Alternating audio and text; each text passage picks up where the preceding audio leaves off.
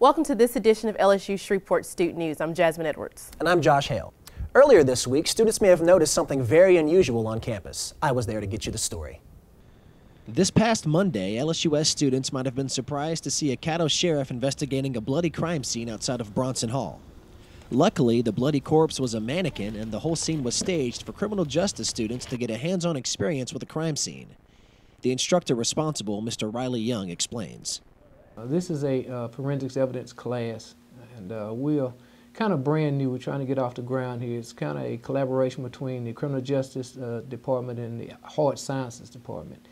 The class itself, we had a little test, quiz, dealing with crime scene investigations, and a continuation of that, we had a CSI from the Caddo Sheriff's Department to come out, set up an actual crime scene outside, and have the students to actually process that crime scene and see how well it absorbed the information. Students were expected to put their gloves on and work as crime scene investigators with Corporal Newman from the Caddo Parish Sheriff's Office.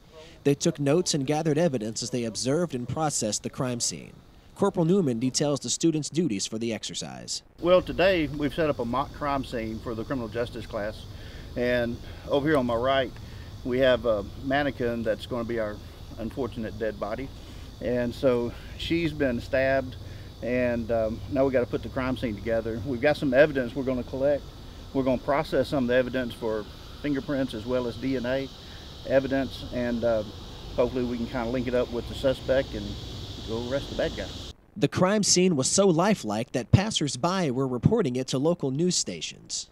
We had people that were actually coming by with their cell phones, and they were actually trying to send it in. They thought it was an actual crime scene. The exercise was a success as the students enjoyed the experience and the instructors were pleased with the students' enthusiasm. The CSI was really pleased with the work that they did. He complimented them on their accuracy as far as processing the crime scene and their enthusiasm in processing that crime scene. And the students themselves were very enthusiastic about it. They really talked about how they really enjoyed the actual hands-on. Due to the success of the exercise, Mr. Riley has scheduled a second meeting for the students with a local crime scene investigator. We have a CSI that is a lab technician that's going to be coming in.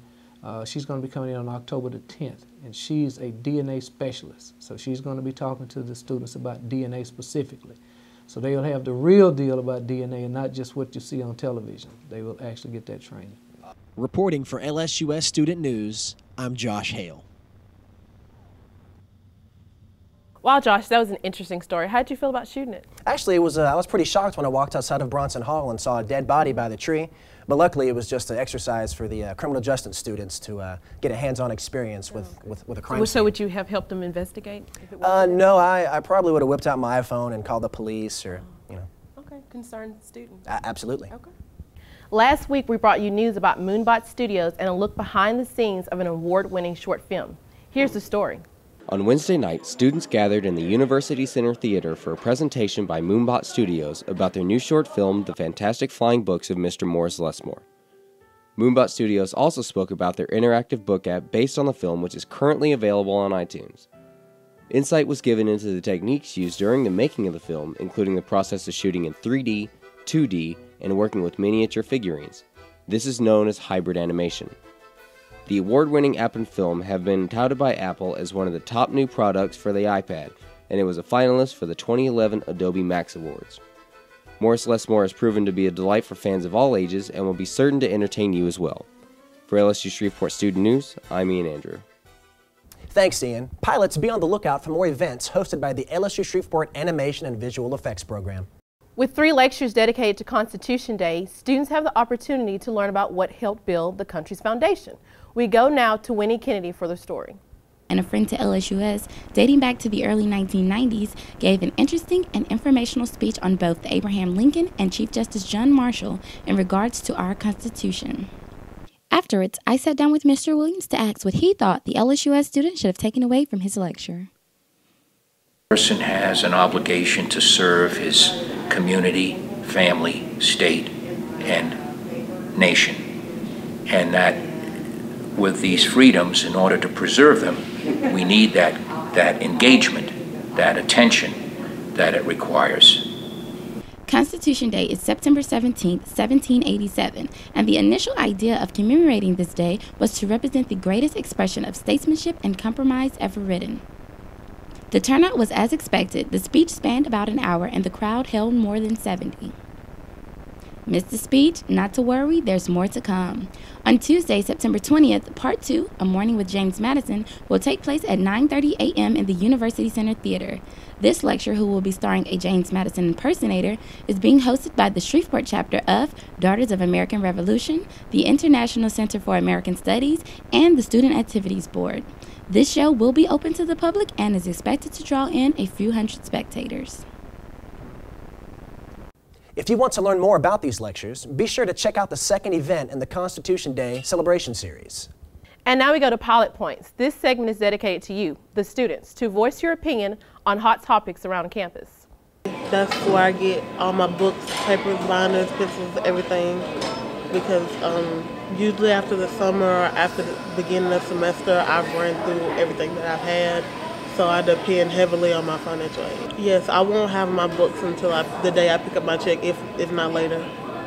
It will completely affect me because, I mean, yeah, there's the option of setting up the account with the bookstore to get your books and then they'll take it back out of your financial aid check, but I save at least $200 by going elsewhere. I rely on my financial aid check. I have to buy my books. I buy all of my actual school supplies, like my notebooks, my pens, my pencils, everything with my financial aid check. And then I also depend on my financial aid check to help me with anything else that I need, like to live by. Like I buy food with it sometimes because I don't have any other money to buy food with. And I use it for my living expenses. I live in an apartment that costs money. I would say it's like my sole income for anything school, everything school related. So I think it should try to get to us a little earlier, but you know, if that's the policy, then hey, that's all I can do. I just got to go with it. So.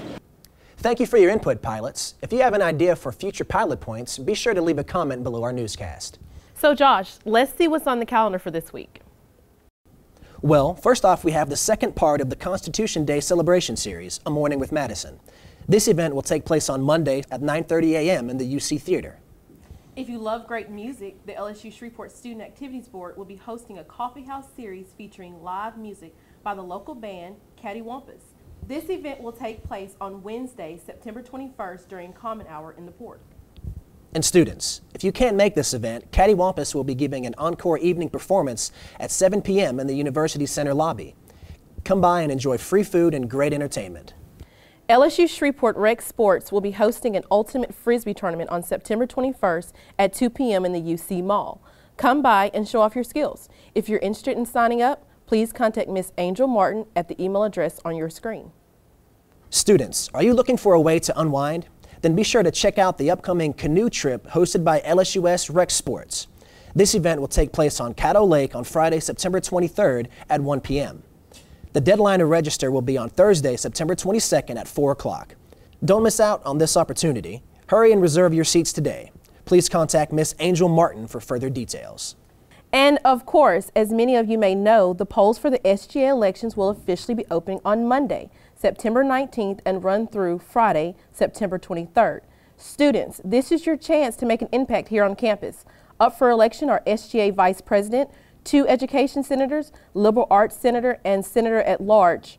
To vote, just log into your Moodle account and select the SGA ballot link under your courses. Also, as a reminder, all SGA meetings are open to the student body. If you are interested in attending an SGA meeting, they take place every Monday morning during Common Hour in the UC Webster Room. This is a great way for you to keep updated on critical issues on campus. Sounds like a lot of exciting events are going to be happening. Well, pilots, that wraps it up for this week. We hope you enjoyed this newscast, and we look forward to hearing your ideas for future news stories. And, as always, you stay classy, LSU Shreveport.